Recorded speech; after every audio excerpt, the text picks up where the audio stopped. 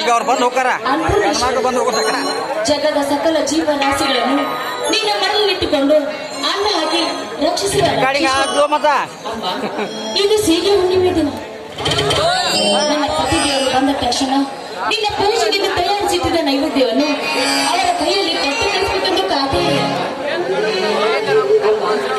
ಉತ್ತರಿ ಹೊಸ ಮಳೆಗೆ ಬಿತ್ತಿದ ಜೋಳ ಭತ್ತದ ಬೆಳೆ ಫಲವತ್ತಾಗಿ ಬೆಳೆದು ನನ್ನ ಗಂಡ ಸುರಿಸಿದ ದೇವರಿನ ಪ್ರತಿಯೊಂದು ಹನಿ ನಿನಗೆ ಸಾಕ್ಷಿ ಆಗ್ಬೇಕು ಅಂತ ಸರಿಗೊಟ್ಟಿ ನಾನು ನಿನ್ನಲ್ಲಿ ಬೇಡ್ಕೊತಾ ಇದ್ದೀನಮ್ಮ.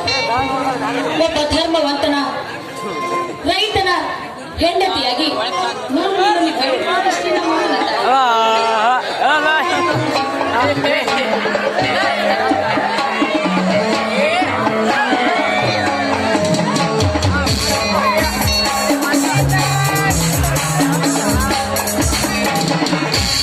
ಇದೇನು ನಿರ್ಮಲ, ಗ್ರಾಮ ದೇವತೆಗಳ ಪೂಜೆ ತುಂಬಾ ವಿಜೃಂಭಣೆಯಿಂದ ನಡೆದಂತೆ ಕಾಣುತ್ತಿದೆಯಲ್ಲ? ಹೌದು ಸ್ವಾಮಿ, ಇದು ಸೀಗೆ ಹುಣ್ಣಿಮೆ, ಅದಕ್ಕೆ ವಿಜೃಂಭಣೆಯಿಂದ ಪೂಜೆ ಮಾಡ್ತಾ ಇದ್ದೆ. ಬನ್ನಿ ಸ್ವಾಮಿ, ಪ್ರಸಾದ ತೆಗೆದುಕೊಳ್ಳುವ.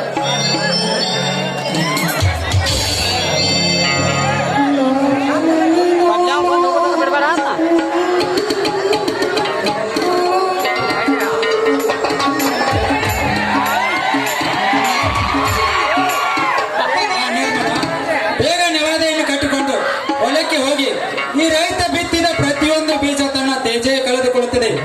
ಉತ್ತಮವಾಗಿ ಬೆಳೆ ಬಂದು ಈ ಬಡ ರೈತನ ಬಾಳಿಗೆ ಬೆಳಕು ಕೊಡುತ್ತಾಳೆ ಆ ನನ್ನ ತಾಯಿ.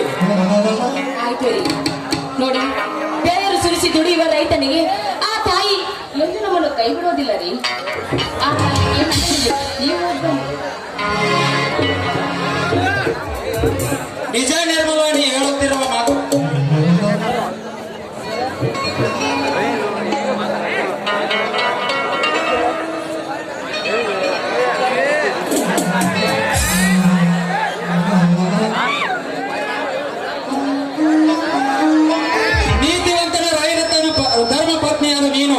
ನಿನ್ನ ಮನಸ್ಸುಗಳು ಕೂಡ ತುಂಬಾ ದೊಡ್ಡದಿದೆ ನಿರ್ಮಲ, ತುಂಬಾ ದೊಡ್ಡದಿದೆ. ಇದೇನ್ರಿ, ನನ್ನ ಪತಿ ದೇವರು ಇಂದು ತುಂಬಾ ನನ್ನನ್ನು ಅತಿಯಾಗಿ ಹೊಗಳ್ತಾ ಇದ್ದಾರೆ ಅಂತ ಅನಿಸ್ತಾ ಇದೆಯಲ್ಲ ನನಗೆ. ಹಾಗೇನಿಲ್ಲ ಕಣೆ, ನನ್ನ ಮನಸ್ಸಿಗೆ ಅನಿಸಿದ್ದನ್ನು ಅಷ್ಟೇ ಹೇಳಿ. ಇರಲಿ, ಬೇಗ ಭೂಮಾತೆಯನ್ನು ನೆನೆದ ತೆಗೆದುಕೊಂಡು ಬಾ. ಇಬ್ಬರ ಜೊತೆಯಾಗಿ ಹೋಗಿ ಆ ಭೂಮಾತೆಯನ್ನು ಪೂಜಿಸಿ ಬರೋಣ. ನನ್ನ ಮೈದಿನ ರಾಜ ಹುಲಿಯು ಬರುವ ವೇಳೆಯಾಗಿದೆ. ಅವನು ಬರಲಿ, ನಾವು ಸೇರಿ ಎಲ್ಲರೂ ಸೇರಿ ಹೋಗಿ ಬರೋಣ. ಆ ಕಡೆ ನೋಡು ನಿರ್ಮಲ, ನೆನೆಸುವಷ್ಟರಲ್ಲಿ ನನ್ನ ತಮ್ಮ ರಾಜ ಹುಲಿ ಇತ್ತ ಕಡೆನೇ ಬರುವಂತೆ ಕಾಣುತ್ತದೆ. ನನ್ನ ವಯಸ್ಸು ಬಂದು ಬಿಟ್ಟಲ್ರಿ.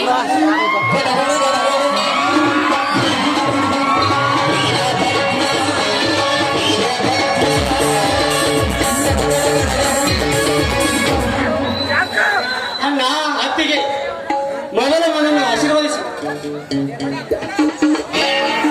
ಏಕೆ ತಮ್ಮ ಮನೆಗೆ ಹೆಜ್ಜೆ ಇಡುತ್ತಿದ್ದಂತೆ ಈ ನಿನ್ನ ಅಣ್ಣ ಹತ್ತಿರ ಆಶೀರ್ವಾದದ ಆತರ?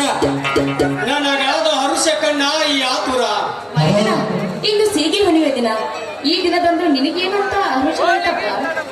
ಅಣ್ಣ ಅತ್ತಿಗೆ, ಆ ಬಸವರಾಜ ಕವಿಯ ಕೈ ಕುಂಜದಿಂದ ಅರಳಿಸಿ ಕಲ್ಪನಾ ಲೋಕದಲ್ಲಿ ಮೊಳಗಿಸಿ ಹೇಗೆ ವರ್ಣಿಸಲಿ ನನ್ನ ವಿಚಿತ್ರ ಹರುಷವನ್ನು?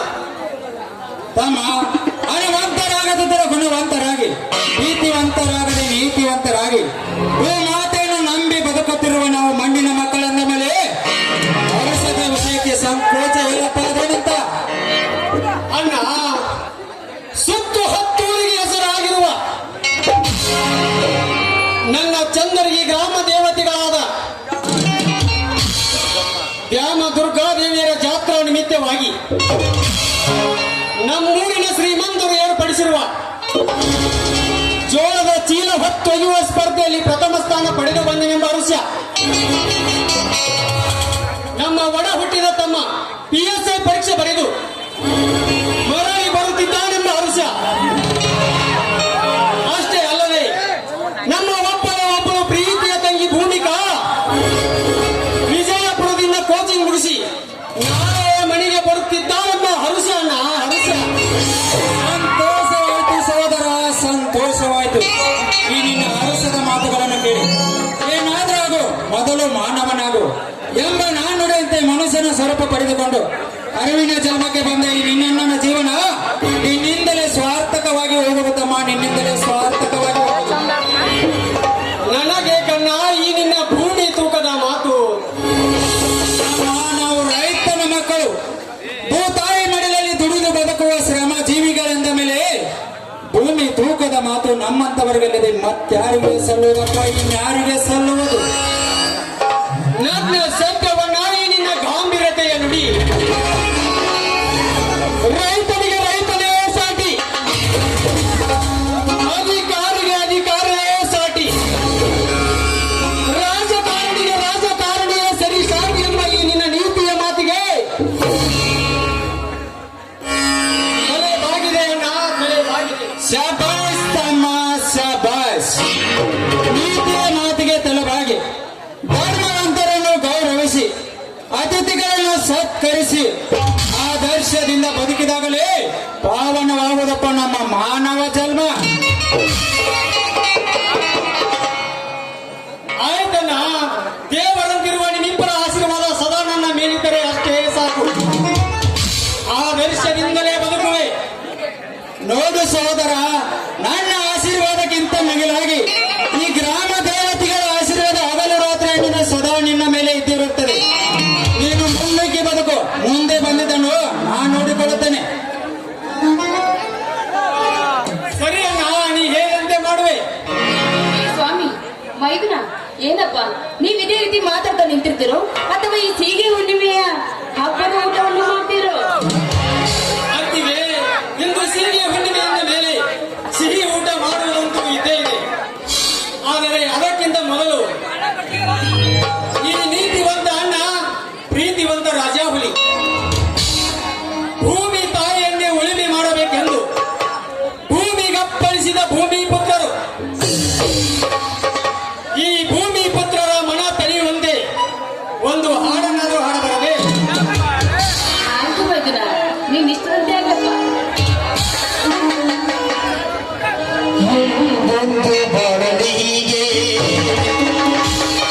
ಆನಂದ ತೊಂದರೆಯನ್ನು